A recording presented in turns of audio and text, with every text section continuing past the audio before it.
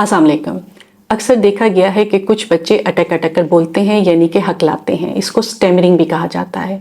आज हमारे साथ हैं मिस राबिया इम्तियाज़ जो कि स्पीच थेरेपिस्ट हैं। वो इस बारे में हमें मुकम्मल तौर पर गाइड करेंगी कि स्टैमरिंग क्या है, बच्चे किस उम्र में हकलाना शुरू करते हैं और बच्चे क्यों हकलाते हैं। इसके अलावा ऐसी एक्सरसाइजेज, स्पीच थेरेपी एक्सरसाइजेज वो आपको मुकम्मल तौर पर बताएंगे जो घर में आप अपने बच्चों के साथ कर सकते हैं ताकि आपके बच्चों का हकलाना कम हो सके।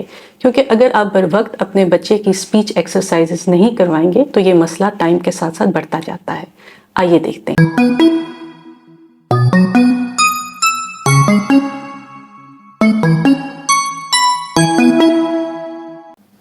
अस्सलाम वालेकुम।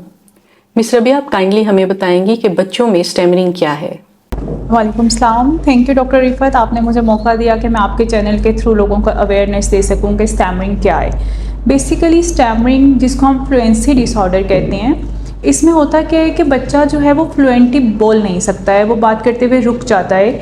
इसमें फिर फर्दर टाइप्स आ जाती हैं, या तो वो उस साउंड या वर्ड को प्रोलॉन्ग कर देता है या रिपीट करता है या पॉजेस लेता है या वहाँ पे ब्लॉक्स आ जाते हैं। किस उम्र में बच्चे हकलाना शुरू करते हैं या आपके पास किस उम्र में बच्चे ज़्यादातर आते हैं? स्टैमरिंग का अगर हम एज ग्रुप देखें तो डेवलपमेंटल स्टैमरिंग जो होती है ये डेवलपिंग एज में होती है। Mainly school going age 2 to 5 years में ये स्टार्ट होती है। इसमें डेवलपमेंटल स्टैमरिंग के रीज़न क्या होती है कि जैसे ब्रेन डेवलप हो रहा होता है, साथ साथ बच्चे के पास लैंग्वेज आ रही होती है, तो जब उसका कोऑर्डिनेशन नहीं रहता है, बच्चा जल्दी जल्दी अपनी बात करने की कोशिश करता है तो वो स्टैमर कर जाता है। और अगर डेवलपमेंटल स्टैमरिंग को हम ट्रीट ना करें तो आहिस्ता आहिस्ता ये फिर कॉलेज एज, यूनिवर्सिटी एज और फिर अडल्ट एज में भी होती है। फिर अडल्ट एज में 7 सेकेंडरी बिहेवियर्स आ जाते हैं जिसमें हैंड मूवमेंट होती है, आई ब्लिंकिंग होती है, जर्की मूवमेंट्स होती हैं। आप पेरेंट्स को काइंडली गाइड कीजिएगा कि बच्चे क्यों हकलाते हैं। वो जानना चाहते हैं कि उनके बच्चे क्यों स्टैमर कर रहे हैं। जी, स्टैमरिंग क्यों होती है, इसके डिफरेंट कॉजेज़ हैं। कुछ में ये जेनेटिकली होती है, कुछ एक्वायर्ड होते हैं, या फिर ये होते हैं डेवलपमेंटल स्टैमरिंग भी होती है। कुछ होती है किसी भी न्यूरोजेनिक डिजीज़ की वजह से, या फिर हमारे पास स्टैमरिंग के केसेस आते हैं जब बहुत ज़्यादा एंग्जाइटी रिलेटेड साइकोलॉजिकल इश्यूज़ के साथ आते हैं। कोई साइकोलॉजिकल ट्रॉमा हुआ हो या फिर ब्रेन इंजरी के बाद स्ट्रोक की वजह से, तो इसके डिफरेंट कॉजेज़ हैं। आप काइंडली कोई ऐसी एक्सरसाइजेज बता सकती हैं जो पेरेंट्स घर में बासानी अपने बच्चों के साथ कर लें, कोई स्पीच एक्सरसाइजेज, ताकि उनके बच्चों की हकलाना और स्टैमरिंग आहिस्ता आहिस्ता कम हो सके। अगर हम थेरेपी की बात करें तो 80% केसेस जो स्टैमरिंग के होते हैं वो होते हैं रेट ऑफ स्पीच ज़्यादा होने की वजह से, कि जब हम तेज़ तेज़ बोलने की कोशिश करते हैं तो वर्ड आपस में मिल जाते हैं और फिर वो स्टैमरिंग शुरू हो जाती है। तो 80% केसेस रेट ऑफ स्पीच की वजह से होती हैं, और इसमें हम कहते हैं कि जी आपने आहिस्ता बात करनी है, अपना रेट ऑफ स्पीच कम रखें। साथ में हम रिलैक्सेशन एक्सरसाइजेस कराते हैं जिसमें डीप ब्रीदिंग होती है। आपने इनहेल करना है थ्रू नोज़ एंड एक्सहेल करना है थ्रू माउथ। सेम इसी तरह इसको हम नेक्स्ट स्टेप में कराते हैं कि आप इनहेल करें थ्रू नोज़, उसको 5 सेकेंड के लिए होल्ड करें एंड देन एक्सहेल करें थ्रू माउथ।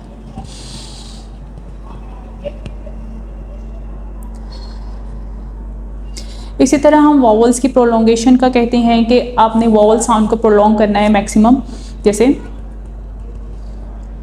आ,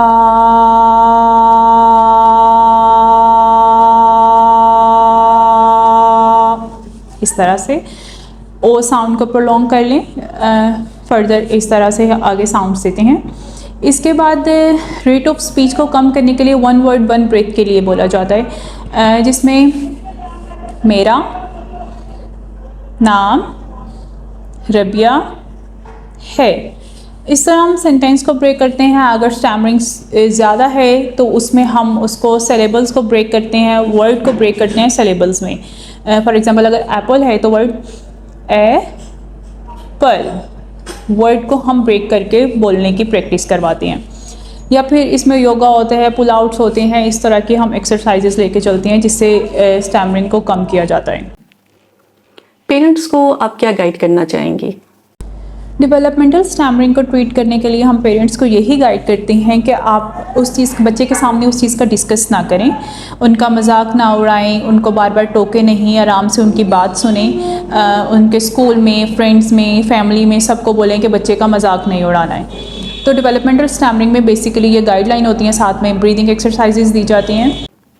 मिस रबिया, अगर बच्चों की स्टैमरिंग का हल जल्दी ना निकाला जाए या इसको पॉजिटिव वे में ना लेकर जाया जाए और स्पीच थेरेपी ना शुरू करवाई जाए तो आगे बच्चों को क्या मसाइल पेश आ सकते हैं? स्टैमरिंग को अगर ट्रीट ना किया जाए तो बच्चे में एग्रेसिव बिहेवियर आ जाता है, फ्रस्ट्रेशन आ जाती है, या बच्चे में लैक ऑफ कॉन्फिडेंस हो जाता है, शाय बिहेवियर आ जाता है और आहिस्ता आहिस्ता बच्चा म्यूटिज़म की तरफ चला जाता है। वो लोगों को अवॉइड करना शुरू कर देता है, क्लास में पीछे बैठना शुरू कर देता है, नए लोगों के सामने नहीं आता है। तो इन सब चीज़ों से बचने के लिए ज़रूरी है कि हम स्टैमरिंग को टाइमली ट्रीट करें। Thank you. मिस रबिया, आपका बहुत शुक्रिया, आपने पेरेंट्स को बहुत अच्छे तरीके से गाइड किया है। अगर आपके घर में आपका कोई बच्चा हकलाता है, स्टैमरिंग करता है, तो बर वक्त उसका हल निकालें, उसको स्पीच एक्सरसाइजेज करवाएं ताकि वक्त से इस पर काबू पाया जा सके।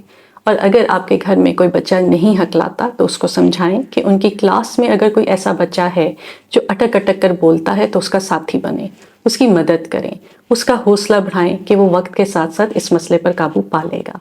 अपने और अपने बच्चे का बहुत ख्याल रखिएगा। बहुत शुक्रिया।